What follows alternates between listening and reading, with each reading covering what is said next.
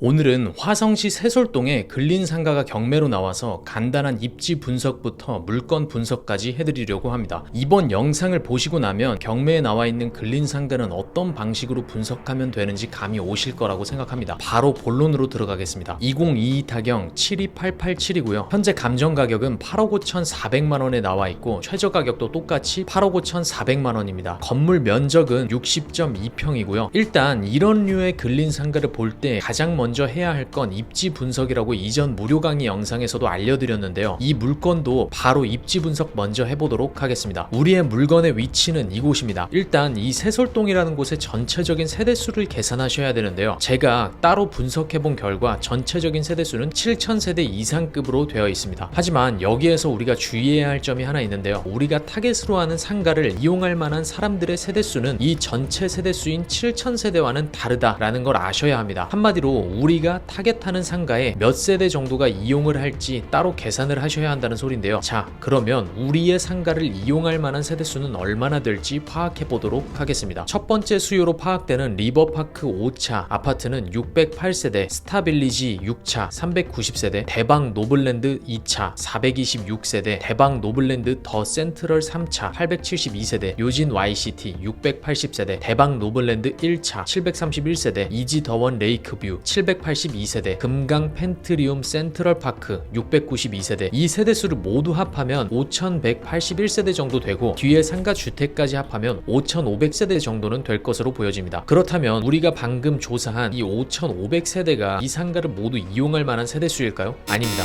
여기에서 우리가 한 번 더 계산해야 할 게 있습니다. 바로 우리가 타겟으로 하는 이 상가를 확실하게 이용할 만한 세대수가 어느 정도인지 한 번 더 파악을 하셔야 합니다. 간단하게 동선부터 파악해 보도록 하겠습니다. 동선은 이런 식으로 나오게 되고 밑에 아파트들은 굳이 위로 올라올 것 같지가 않아서 이 세대수에서 제외하겠습니다. 그렇다면 이 상가를 이용할 만한 세대수는 대략 2000세대에서 3000세대급이 될 수 있을 것 같다라는 판단이 서게 되는데요. 그렇다면 우리 물건은 2000세대에서 3000세대 정도 있는 지상의 6층 60평 상가니까 학원이나 운동시설 같은 것들이 들어올 수 있겠다라고 판단해 볼 수 있습니다. 자, 여기까지 파악을 하셨다면 이제 가장 중요한 이 상가에서 우리가 도대체 얼마의 월세를 받을 수 있을까라는 걸 계산하셔야겠죠. 현재 네이버 부동산에 같은 라인으로 같은 층의 월세가 나와 있는 물건을 보면 전용 68.8평에 보증금 5천에 월세 350만원에 나와 있는 걸 알 수 있습니다. 이 상가는 평당 월세를 5만원으로 내놨다는 걸 알 수 있는데요. 그렇다면 우리가 타겟으로 하는 물건은 보수적인 월세로 접근을 해도 월세를 평당 4만원으로 잡고 계산을 한다면 240만원 정도는 받을 수 있지 않을까라는 추측이 서게 됩니다. 물론 현장에 방문해서 부동산 사장님들과 인터뷰도 꼭 해보셔야 합니다. 이제 대략 보수적인 예상 월세가 나왔으니까 역으로 우리가 매도했을 때는 어느 정도 금액에 매도할 수 있는지 알아보는 것도 중요하겠죠. 이 물건은 이 건물에서 제일 꼭대기인 탑층입니다. 탑층의 물건이기 때문에 매도할 때의 수익률은 다른 층들의 수익률보다 높아야겠죠. 따라서 매도 수익률을 6.5%에서 7% 정도 잡고 계산을 한다면 우리가 매도할 때의 가격은 4억 8천만 원이라는 금액이 나오게 됩니다. 이 금액은 제가 생각한 기준이기 때문에 판단하시는 분들마다 다르게 계산이 될 거라 생각합니다. 그래도 우리가 여기에서 하나 확실하게 알 수 있는 건 현재 이 상가의 감정 가격이 좀 비싸다라는 거는 다들 보이실 겁니다. 여기에서 입찰 가격을 어느 정도 쓸지는 여러분들이 현장에 가서 더 많은 정보를 알아보시고 적정 입찰가를 산정하시면 됩니다. 마지막으로 우리가 주의해야 할 점이 하나 더 있는데요. 새솔동의 상권 같은 경우는 전체적인 세대수 대비 상권의 규모가 큰 편이라 이 부분은 개인적으로 어떻게 풀어나가야 할지 스스로 생각해 보시고 접근하셔야 할 것입니다. 자, 그럼 오늘 내용을 총 정리해 보자면요. 우리가 경매로 근린 상가를 파악할 때 첫 번째로 하셔야 할 건 상권의 전체적인 수요를 파악해야 합니다. 두 번째는요. 내가 타겟으로 하는 상가를